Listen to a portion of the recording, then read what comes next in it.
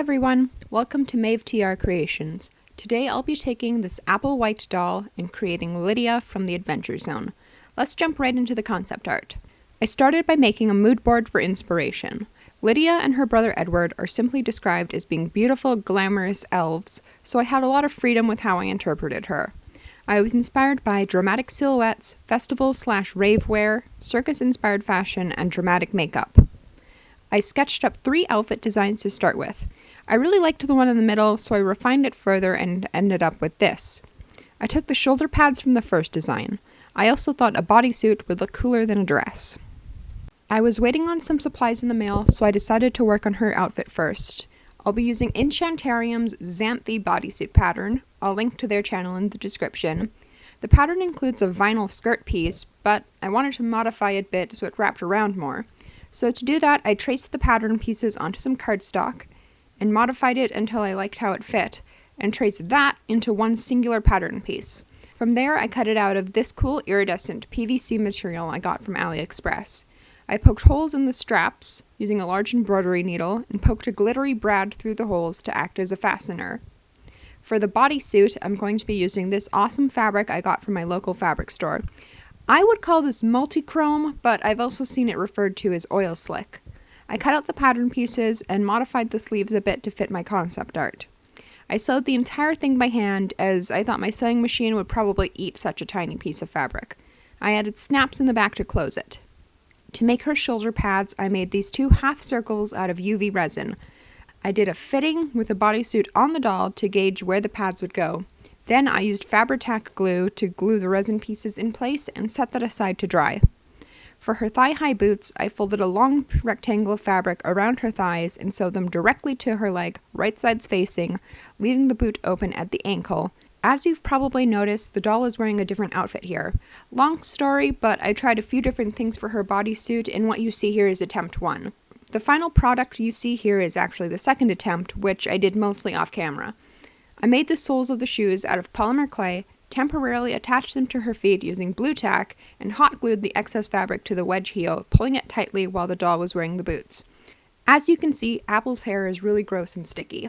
This happens when the glue inside the head melts over time and oozes out the hair plugs. I'm going to be re-rooting her anyway, so I cut the hair off and popped off the head to take all the glue and remaining hair out. Look at all that nasty glue! Next, I removed the factory paint using acetone. Once that was done, I gave the doll a quick rinse with soap and water to remove any excess acetone. Since the doll is showing a fair amount of skin, I took the time to sand down the molded-on underwear and the seams in the plastic using nail files and high-grit sandpaper. I think it helps the doll look higher quality. Here's the doll compared to another apple white I have in my stock box. After sanding, I blushed the body, spraying a coat of Mr. Super Clear and applying chalk pastels to the joints and curves. I didn't bother blushing her knees like I normally would since they'll be covered by her boots. I sealed the pastels in with another coat of MSC. I wanted to give her elf ears. To do that, I'm using Epoxy Sculpt, which is a 2-part epoxy clay that cures in about 12 hours. Using jewelry wire, I made an armature for the ears and poked them in above her existing human ears. Using the Epoxy Sculpt, I sculpted the new ears and blended them into the head. Now that the ears are completely cured, I can sand down any bumps or fingerprints.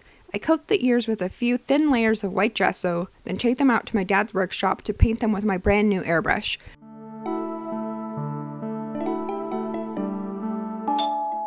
I know what that sound means. My re-rooting supplies are here. It came all the way from Custom Doll Hair AU in Australia. Before I started, I painted her scalp baby blue. This is to help hide any gaps in the re-root. Taking a small plug of hair, I loop it over my finger and slide it into the needle. From there, I poked it into an existing plug. I'm going to be using mostly the unicorn color with the glow-in-the-dark color as highlights, so to speak. I think it'll blend pretty well as the hair already has white in it. Once the re-root is done, I'm going to be securing it with glue. Putting the nozzle through the neck hole, I squeezed in a tiny amount of glue and wriggled the bottle around to make sure all the plugs were covered.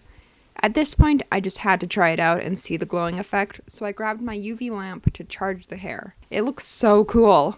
I set the head aside to dry overnight on a high shelf out of reach of my cats, who really like to eat and lick hair for some reason, even doll hair. I masked the hair back using scrap fabric, pins, and cling wrap, and gave the face a good 2 layers of Mr. Super Clear. Using a light brown pencil, I sketched the shapes of her eyes and eyebrows. I'm using a light color since it's easier to erase if I make a mistake. After I'm happy with the sketch, I used chalk pastels to give her some blush. Using washi tape as a guide, I added some brown pastels to contour her face and create an illusion of depth. Look at that satisfying tape peel. After that, I applied some eyeshadow colors in purple, aqua blue, and hot pink.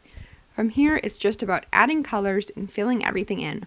Whenever the colors stopped building, I went out and gave the doll another layer of Mr. Super Clear, waiting 30 minutes before starting to work more.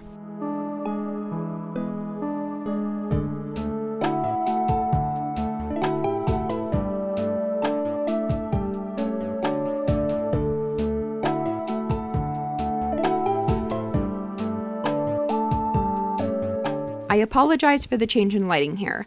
I'm working with a new camera and still trying to find out the best lighting setup for my desk. As you'll probably notice, her eyebrows change color a few times throughout this process.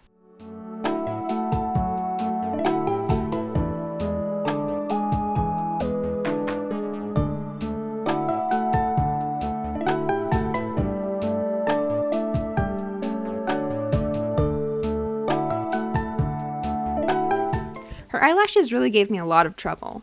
I'm used to drawing delicate lashes, so her chunkier, more dramatic lashes were a new experience for me. Once the colors stop building, I make the switch to paint. I used white to build up the colors in her sclera, and a light aqua blue to draw a ring around her pupil for a more interesting look. Here, I finally decided on a light periwinkle blue for her eyebrows.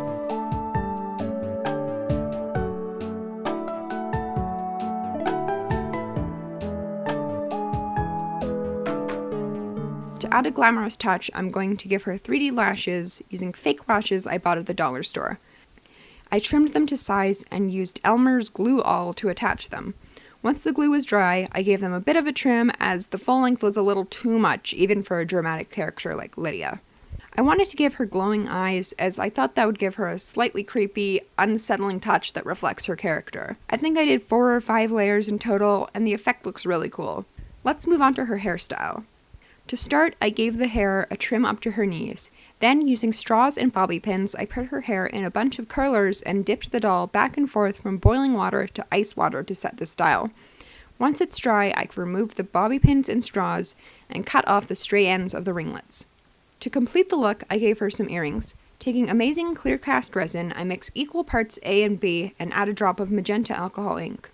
Once it's fully mixed, I pour it into this mold, which has a variety of gemstone-like shapes, and filled these teardrop-shaped gems.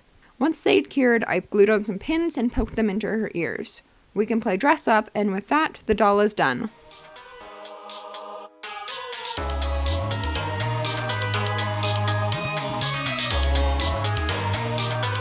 2, 1. Let's go.